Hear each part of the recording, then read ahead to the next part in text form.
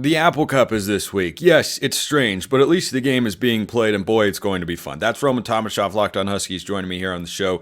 At the very least, there's a major hurdle in this game for Washington, and that's that Washington State has way more to play for in this matchup. Not just because Washington left for the Big Ten and left Washington State behind, but in light of the Pac-12 realignment news, they are just further trying to solidify their case to be at the highest level of college football. They've got the attention. There's going to be a spotlight on this game, national television.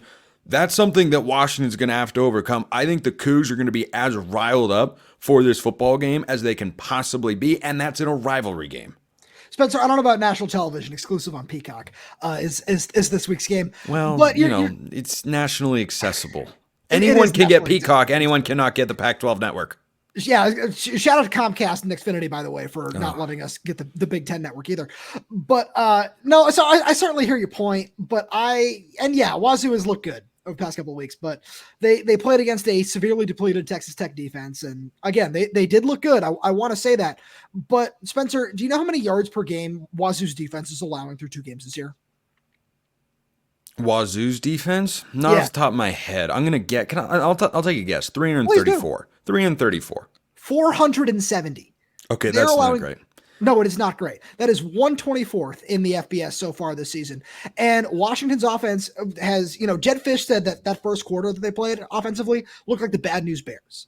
So anything that's a slight improvement from that, when Washington has not scored a point yet in the first quarter of this season, that's certainly going to be a point of emphasis for them this week. But combined with a defense that had 7 sacks against Eastern Michigan this past week, I feel really confident about the direction the Huskies are heading into, where there's still certainly some things to work out along the offensive line, but it has shown massive improvement from week 1 to week 2. And I think we're going to see that again this week. So against, a secondary with Wazoo, like I just said, that defense as a whole is allowing 470 yards a game, with Will Rogers, who has been really efficient so far, throwing for 511 yards and 5 touchdowns through 2 games. Jonah Coleman, who's looked fantastic. I really like what I see there.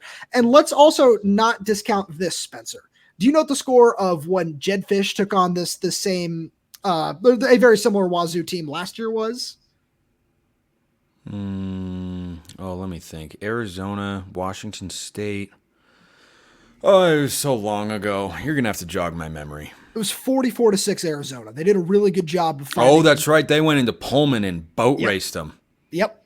So Jed Fish knows what to do against the Jake Dicker scheme. I really love what Steve Belichick can do to shut down the scrambling ability of John Mateer, where I certainly think he's going to get his yards, but I really am confident about what the Huskies have rebuilt with over the course of the offseason.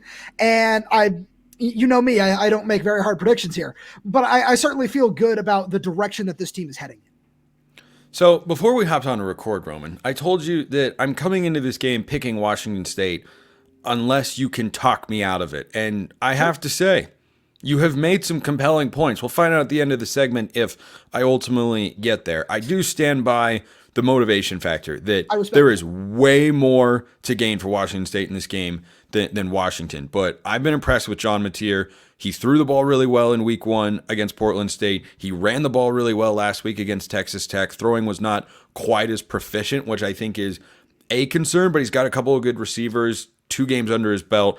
I think the offense looks pretty darn good. I don't think Washington State's defense is as bad as the numbers indicate. I think a good number of those yards came in the second half against Portland State when the game was already decided, and it was just kind of an up and down crazy affair. But point taken, this is the best, I think, offensive collection of talent they will have faced so far. And I think Texas Tech has got some good weapons, but Baron Morton, Will Rogers, that's kind of a wash. There are a couple good weapons down there in Lubbock, but I was impressed with Washington State's defense last week against Texas Tech. So when you look at this Washington offense, how do you think they should or need to attack this Wazoo defense? I think that they can throw the ball a lot. I think that they're going to drop back, throw it 30, 35 times maybe, where, I gave you the defensive numbers as a whole. They're allowing 288 yards per game in the in the back end through the passing game. So I really like this collection of weapons, as you said, where, Giles Jackson has been targeted 16 times this year. He has 16 catches. Denzel Boston has looked the part of a number one receiver. And after being shut out in week 1, Jeremiah Hunter had a really nice day against Eastern Michigan. He had 5 catches for 72 yards and a touchdown. So this is a really nice collection of pass catchers for Washington. That's without, talk about the tight ends where, not having Quentin Moore is a big loss for this team, but more so in the run game because he's just incredible run blocker, where Decker DeGraff has looked the part as freshman tight end. He's got 3 catches, 2 of them are for 30-plus yard touchdowns. So he's been really explosive at points of time, and I think that this Washington passing game has a whole lot of weapons that it can utilize in whatever way that it wants to against a defense that's shown that it can give up a lot of yards through the air. Each of the last 2 years this game has been played, it has been tight, it has been competitive, and I think Washington State this year is a lot closer to what they were the last couple of years than what Washington has been over the last couple of seasons, which I think is why the point spread has come down. It's now Washington minus 4.5, last I checked, according to our friends over at FanDuel. And I think it's going to be a competitive game. It's in Seattle, but it's not at Husky Stadium, which is a little bit strange, but understandable, I suppose. It's odd. It's really odd. It'd be like if Oregon went up to Portland to play at what was once PGE Park. It's like, well, I mean, they got a stadium right over there. But I understand the neutral field factor now that this is a non-conference rivalry game. So let's get to our game predictions, and we'll start with you here, Roman. Does Washington win this game again, and how tight do you think it is? I think Washington does win this game again. I'm going to say they cover. Here is the extent of the predictions that I make, as you know, Spencer. But I do think they cover. I really like this defense. I think that one of the things that I'm really looking forward to is Steve Belichick does a really good job at taking away opposing strengths. So saying he likes to say, all right, we dare you to beat us this way. We're going to make you play exactly the way that we want you to. And for John Mateer, that's finding a way to take away his scrambling ability. I think that they find a way to put a safety down in the box and have him spy John Mateer, whether it be, Cam Broussard, Cameron Fabiculon, and maybe Justin Harrington sees a little bit more playing time this week. I think that he's done a really good job of finding ways to eliminate opposing strengths over the first couple of weeks. And if they can keep all the runs between the tackles, I like Washington in this one. What is the biggest key for Washington to win this football game? And conversely, if Washington were to lose, why do you think that happens? I think the biggest key for Washington to win this football game is to keep John Mateer in the pocket.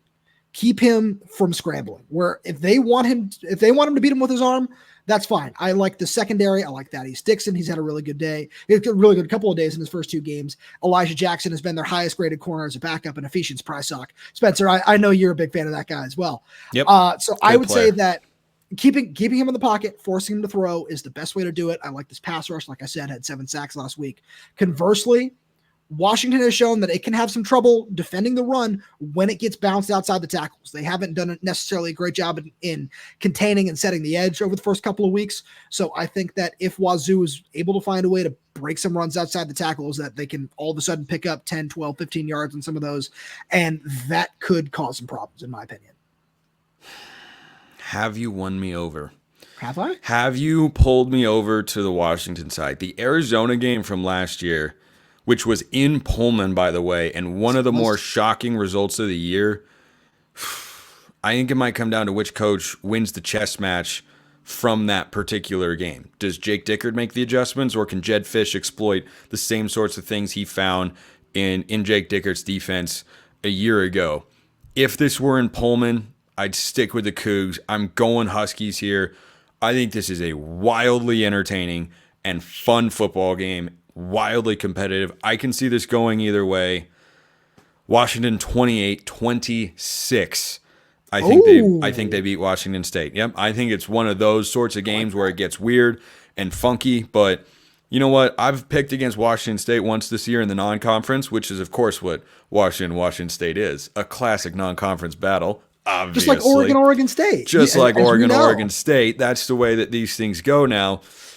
We'll see if I have to apologize to Coug fans once again. That is Roman Tomashoff, Locked On Huskies. You won't get an apology out of him most likely. But for me, Cougs fans, you will. You will if Washington ends up losing the football game. Roman, fun time as always, my man. Spencer, as always, thanks for having me.